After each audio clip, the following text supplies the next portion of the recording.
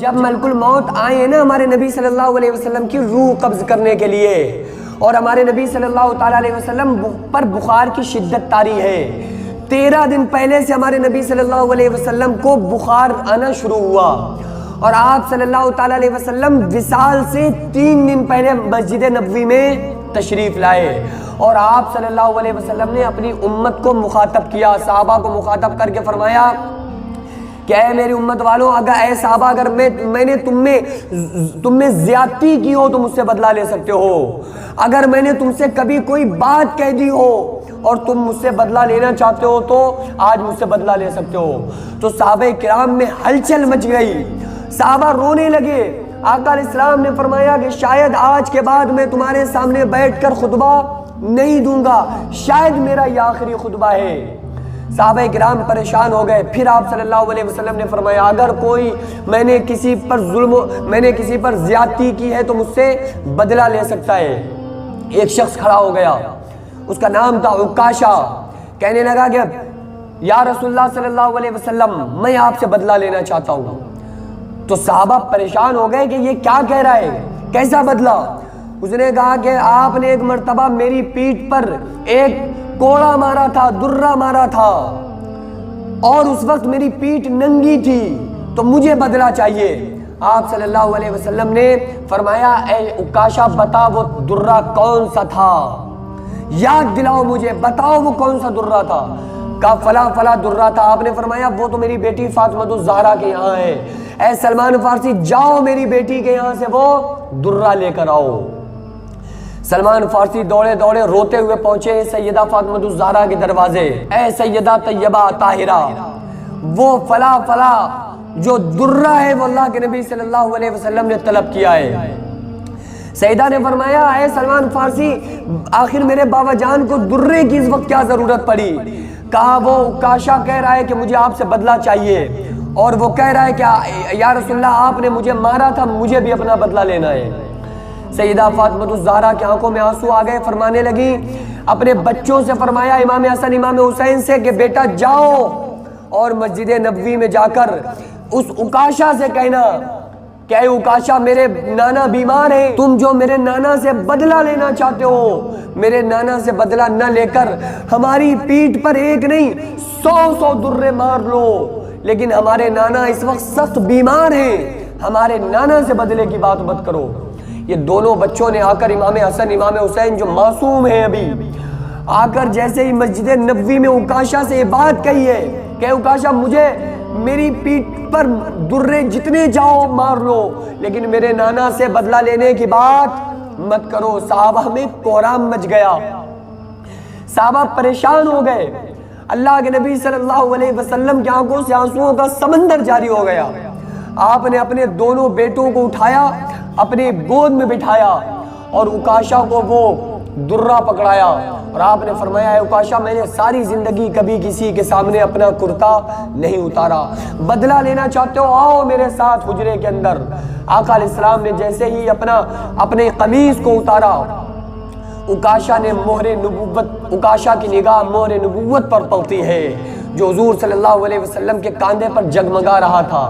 عکاشہ نے فوراً اس مہر نبوت کو چوما، اور قدموں میں گر کے عکاشہ کہتا ہے کہ یا رسول اللہ، آپ جیسا رحمت للعالمین، آپ نے تو بچوں کے حق دلائے ہیں، آپ نے تو بیوہ عورتوں کے حقوق بتائے ہیں، آپ نے تو ماؤں کا درجہ بتایا ہے، آپ نے تو لوگوں کو ہم جیسوں کو ظلم و ستم سے بچایا ہے، آپ بھلا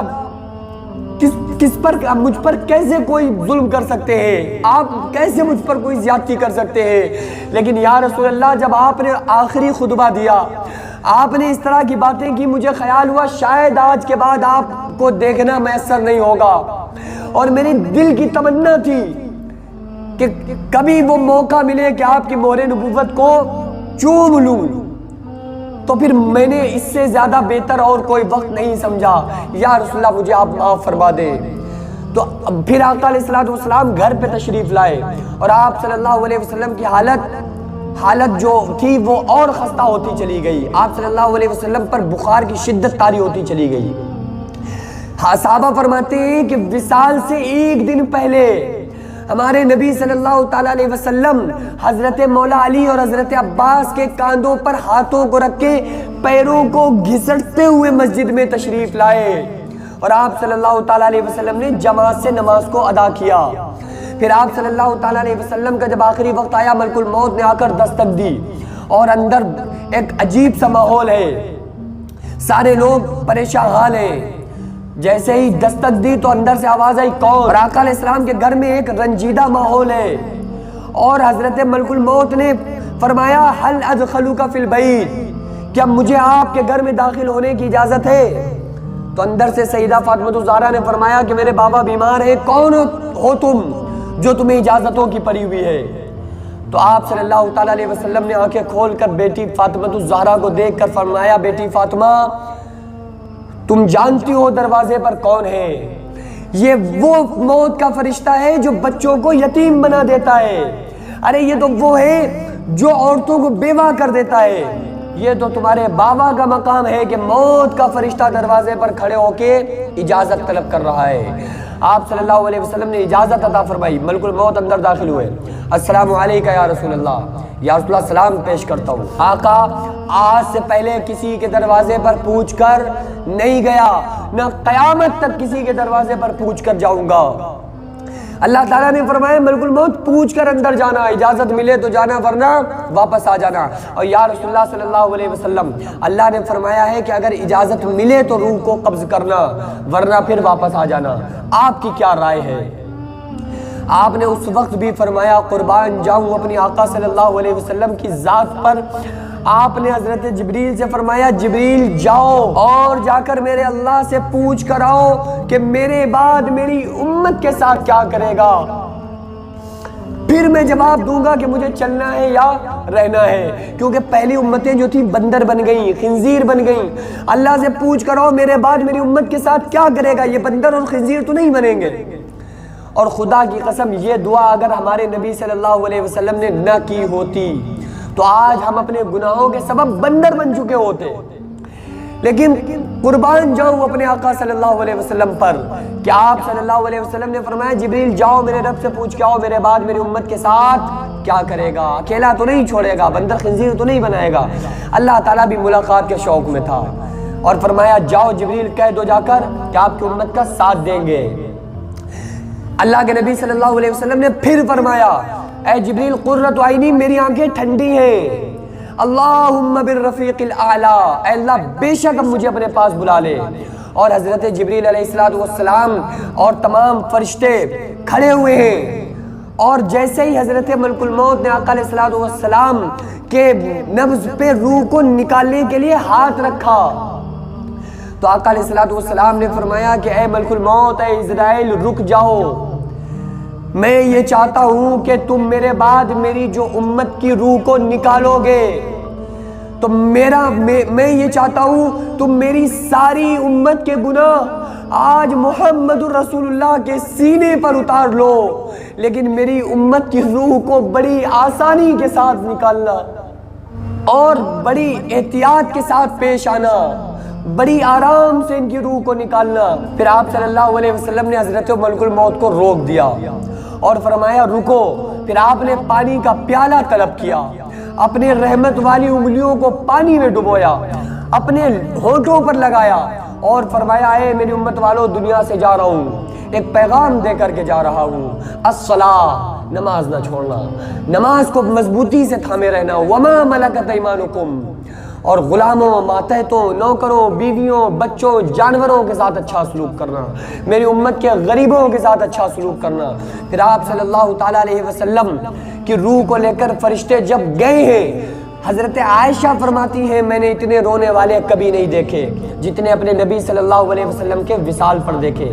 حضرت عمر نے سنا تلوار نکال لی کہ جس نے یہ کہہ دیا کہ نبی کا وصال ہو گیا گردن مار دیں گے۔ حضرت مولا علی نے سنا گمسم ہو گئے۔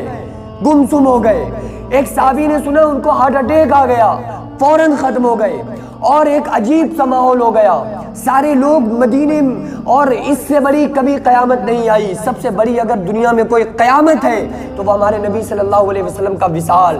صحابہ کرام کا برا حال ہے، پریشان ہے، سارے لوگ پریشانی کی حالت میں ہیں اور زور کا وقت آ گیا، لیکن صحابہ کرام کو اپنا ہوش ہی نہیں ہے۔ حضرت عمر تلوار لے کر گھوم رہے ہیں کہ اگر کسی نے کہہ دیا ہمارے نبی صلی اللہ علیہ وسلم کا وصال ہو گیا، گردن مار دیں گے۔ ظہر کا وقت آیا، حضرت ابوبکر صدیق نے فرمایا اور مسجد میں آ کر اعلان کیا، وما محمد الا رسول قد خلت من قبله الرسل افإن مات أو قتل انقلبتم على أعقابكم۔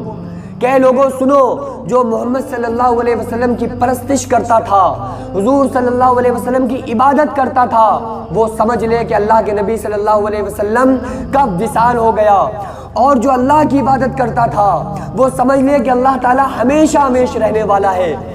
پھر لوگ مسجد میں آئے اور حضرت ابوبکر صدیق رضی اللہ تعالیٰ عنہ نے تقریر فرمائی۔ ایسے وقت میں بھی صحابہ کرام نے نماز کو ادا کیا، لیکن حضرت عمر ابھی بھی تلوار نکالے ہوئے ہیں کہ جس نے کہہ دیا آپ کے اوپر ایک ایسی حالت طاری ہو گئی کہ آپ کو لگ ہی نہیں رہا تھا کہ ایسا کیسے ہو سکتا ہے کہ ہمارے محبوب صلی اللہ علیہ وسلم ہمیں چھوڑ دیں ظاہری طور پر۔ تو حضرت ابوبکر نے فرمایا اے عمر بیٹھ جاؤ، تو ابوبکر صدیق نے پھر آیت پڑھی انک میت و انہم میتون، کہ اے عمر کیا تم نے یہ آیت نہیں پڑھی کہ اللہ تعالیٰ نے فرمایا اے نبی صلی اللہ علیہ وسلم بے شک یہ سارے لوگوں کا انتقال ہوگا اور آپ کو بھی میری طرف لوٹ کر آنا ہے۔ تو حضرت عمر فرماتے ہیں میرے ہاتھ سے تلوار چھوٹ گئی اور پھر میں گر گیا زمین پر۔ تو ایسی حالت تھی اس وقت صحابہ کرام کی کہ کیوں آپ دیکھیں نا، حضرت ابوبکر سے آقا علیہ السلام نے پوچھا ہے ابوبکر بتاؤ تمہاری تمنا کیا ہے، تمہاری آرزو کیا ہے؟ فرمانے لگے یا رسول اللہ صلی اللہ علیہ وسلم ایک ہی تمنا ہے جو ہر وقت دل میں رہتی ہے کہ کاش آنکھیں ابوبکر کی ہو، چہرہ مصطفیٰ کا ہو، بس دیکھتے رہیں آپ کا چہرہ۔